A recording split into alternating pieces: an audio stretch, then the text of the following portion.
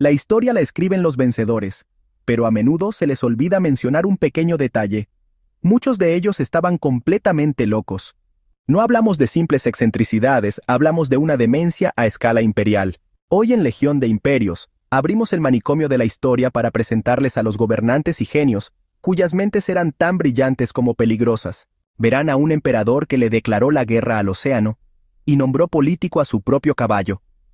A una condesa que buscaba la eterna juventud en la sangre de cientos de víctimas, y a un genio de la ciencia que perdió la nariz en una discusión matemática y tenía un alce de mascota que murió borracho. Estas son las historias que los libros de texto no se atreven a contar.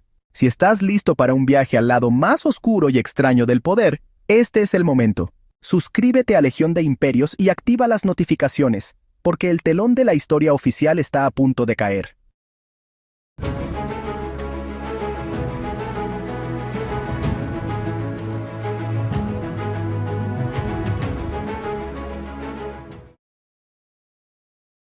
Número 10. Tycho Brahe, el genio tiránico de los cielos. La historia de la ciencia está llena de mentes brillantes, pero pocas tan extravagantemente complejas como la de Tycho Brahe. Este noble danés del siglo XVI fue el astrónomo observacional más grande de su era, un verdadero puente entre Copérnico y Kepler. Su observatorio en la isla de Hven, llamado Uraniborg, era una maravilla de la ingeniería, con cúpulas giratorias, instrumentos de medición gigantes y hasta su propia imprenta.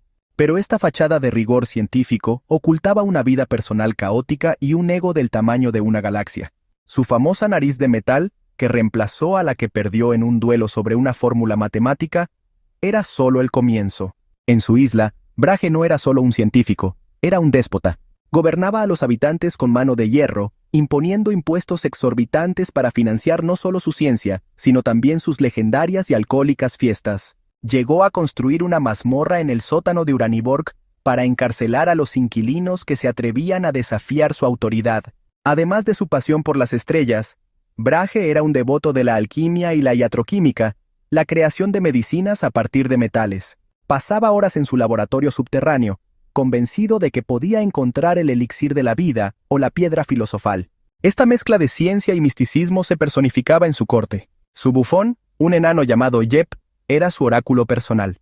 Brahe estaba convencido de que Jep poseía poderes psíquicos, y a menudo interrumpía importantes cenas para escuchar los murmullos incoherentes del enano, que él interpretaba como profecías. Su famoso alce domesticado, que lo seguía como un perro, es un símbolo perfecto de su vida, una criatura majestuosa y salvaje sacada de su hábitat y colocada en un entorno de caos artificial, que inevitablemente la llevó a un final absurdo. El alce murió al emborracharse con cerveza y caer por un tramo de escaleras durante un banquete.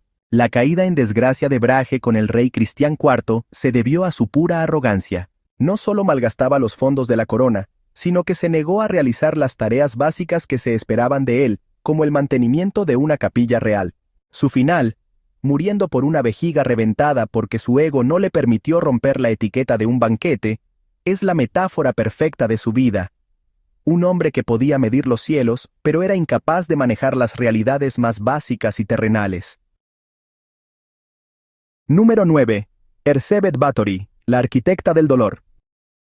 La historia de la condesa sangrienta, Erzsébet Báthory, es tan profunda en su crueldad que parece ficción.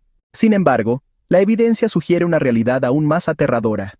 Proveniente de una de las familias más poderosas y endogámicas de Hungría, una estirpe plagada de gota, epilepsia y desórdenes mentales, Erzsébet combinó su poder aristocrático con una aparente psicopatía.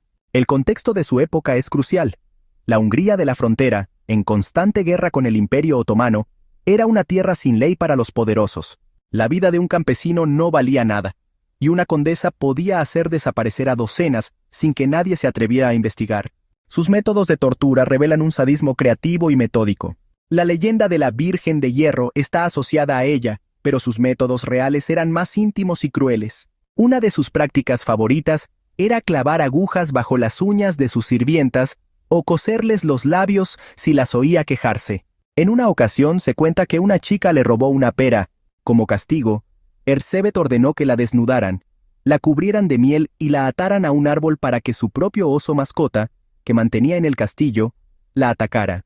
¿No estaba sola en su depravación? Su círculo íntimo, compuesto por sus sirvientas más cercanas como Dorca e Ilona Jo, y su sirviente enano Fico, eran cómplices y participantes activos. Ellos eran los que atraían a las jóvenes al castillo con falsas promesas de trabajo, y los que ayudaban a limpiar las espantosas escenas del crimen. Su juicio reveló más de 300 testimonios, detallando un catálogo de horrores que desafía la comprensión. La decisión de emparedarla en su propio castillo fue un acto de contención política, una forma de silenciar a una mujer cuyo poder y brutalidad se habían vuelto una vergüenza insostenible para la corona. Número 8. Calígula, el emperador performance. El reinado de Calígula fue una larga y grotesca obra de teatro diseñada para demostrar una única verdad, que su poder era absoluto y la realidad maleable. Su enfermedad, probablemente encefalitis, transformó a un joven prometedor en un monstruo de ego. Sus actos no eran simplemente los de un loco, sino los de un hombre que usaba la locura como un instrumento de terror y humillación. Su relación con su caballo, Incitatus, fue el ejemplo perfecto.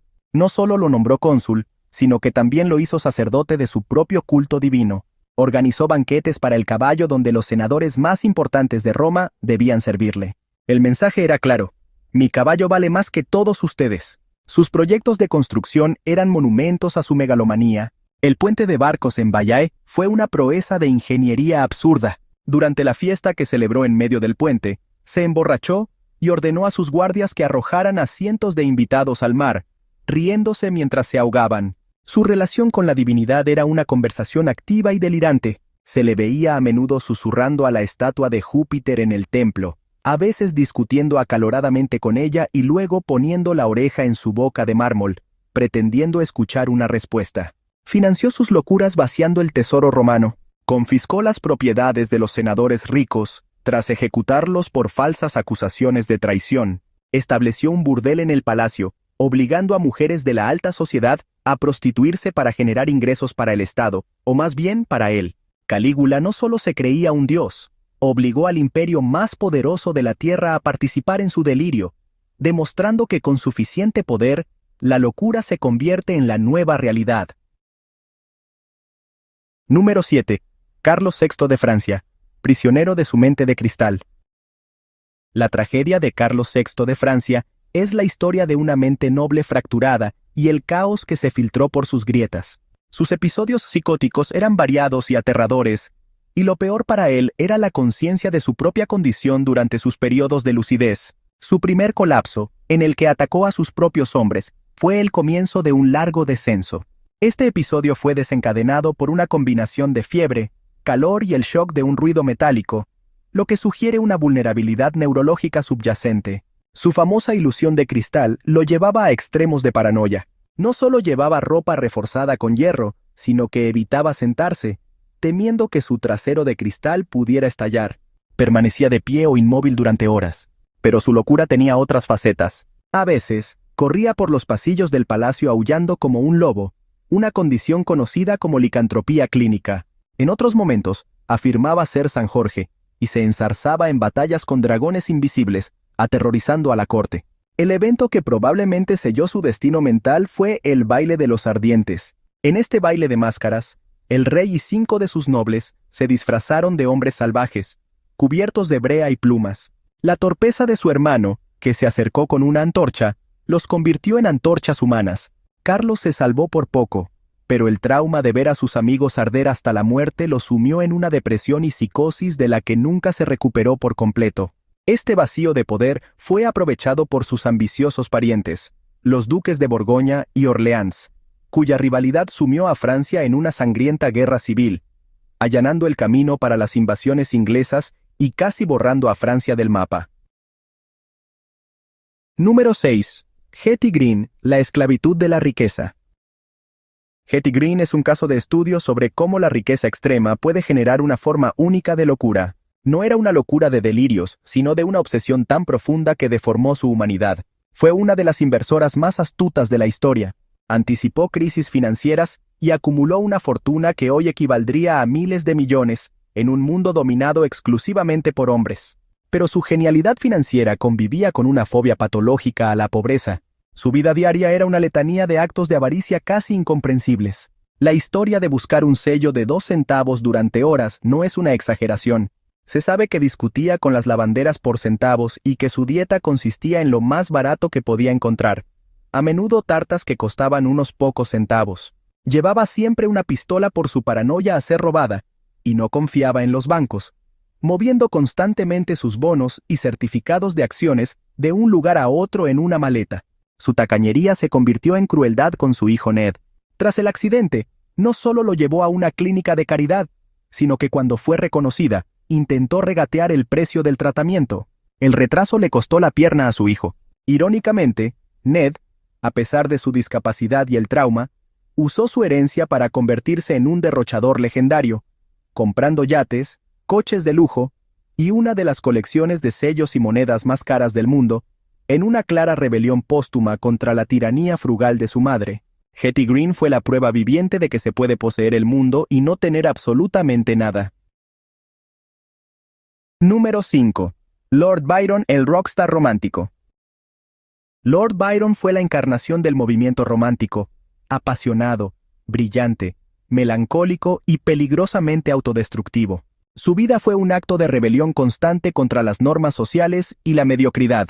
Su cojera de nacimiento fue una fuente de humillación que lo impulsó a destacar en todo lo demás. Se convirtió en un excelente boxeador, esgrimista y nadador, cruzando el estrecho del Helesponto para demostrar su resistencia física. Su vida en Inglaterra se volvió insostenible tras su desastroso matrimonio con Annabella Milbank, a quien llamaba su princesa de los paralelogramos por su rigidez matemática.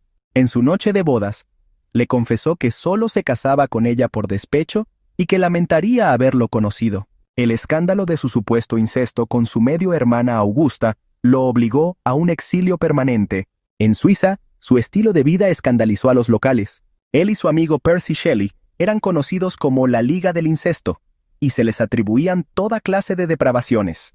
Fue durante una de esas noches de encierro por una tormenta que retó a sus amigos a escribir una historia de fantasmas, un evento que dio origen a Frankenstein y a El vampiro, este último basado en el propio Byron. Su palacio en Venecia era un caos de creatividad y libertinaje, lleno de animales exóticos y un harén de amantes. Su copa hecha con un cráneo de monje no era solo una decoración. La usaba, pasándola en las fiestas para que sus invitados bebieran de ella, una prueba macabra de su círculo íntimo. Su muerte en Grecia, luchando por su independencia, fue el final perfecto para un hombre que vivió su vida como un poema épico, lleno de belleza, tragedia y una espectacular locura. Número 4. Qin Shi Huang, el arquitecto del miedo.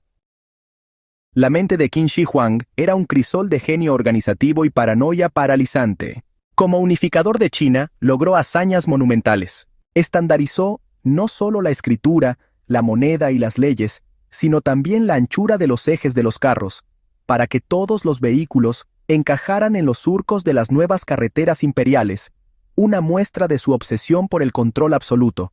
Pero este genio estaba impulsado por un miedo cerval a la muerte y a la traición. Los múltiples intentos de asesinato en su contra lo convencieron de que el mundo era un lugar hostil del que debía aislarse.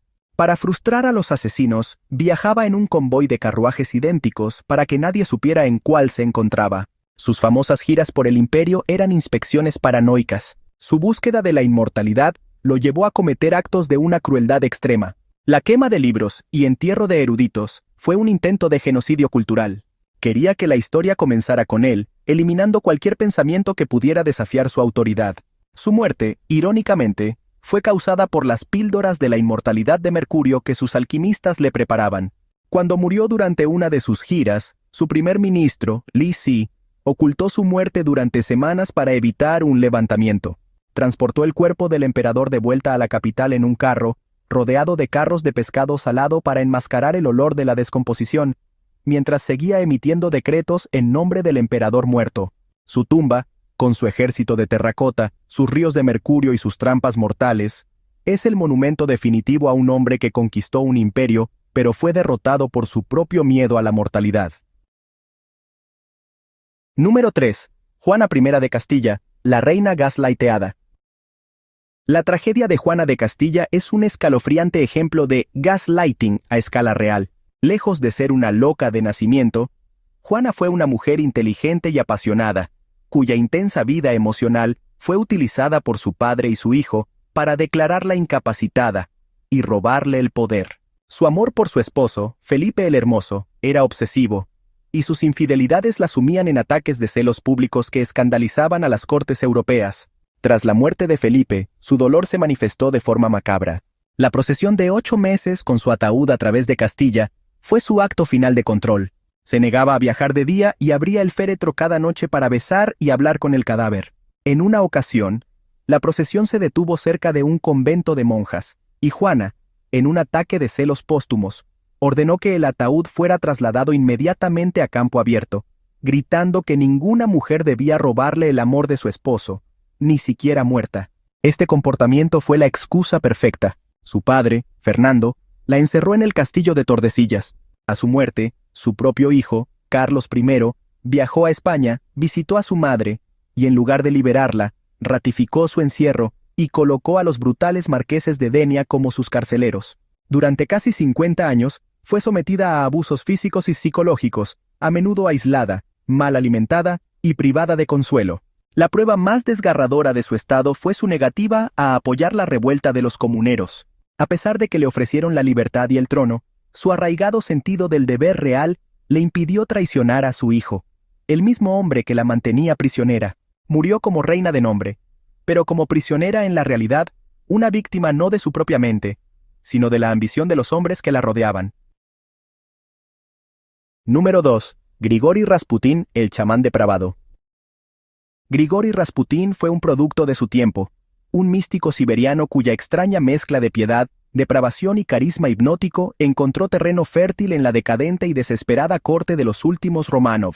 Su poder emanaba de una única fuente: su capacidad para aliviar el sufrimiento del zárevich Alexis, el heredero hemofílico. La ciencia moderna sugiere que su milagro consistía en calmar a la histérica zarina Alejandra, lo que a su vez reducía el estrés del niño, y en prohibir el uso de la aspirina, un anticoagulante que los médicos de la corte administraban sin conocer sus efectos. Con esta simple combinación se convirtió en indispensable. Rasputín usó su influencia para jugar a ser el titiritero del imperio.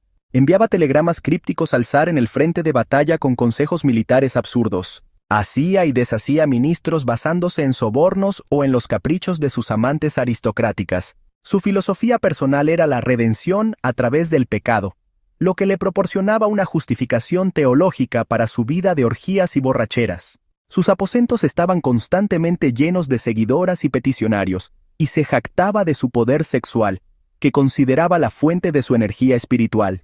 Su famosa e increíble resistencia a ser asesinado, sobreviviendo al veneno y a múltiples disparos antes de sucumbir finalmente ahogado, lo convirtió en una leyenda.